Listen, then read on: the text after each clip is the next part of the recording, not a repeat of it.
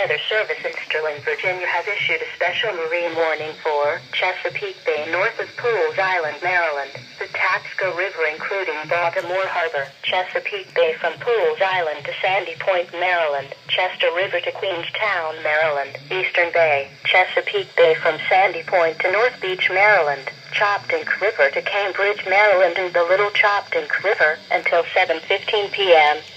At 5:48 p.m., National Weather Service Doppler radar indicated a thunderstorm capable of producing wind gusts in excess of 34 knots, 15 nautical miles west of Mail, moving east at 25 knots.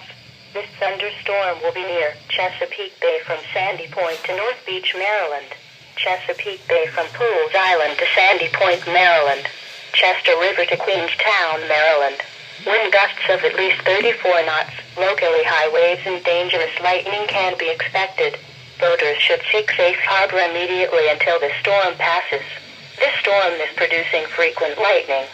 Stay below deck if possible and keep away from ungrounded metal objects. Report severe weather to the Coast Guard or nearest law enforcement agency. They will relay your report to the National Weather Service.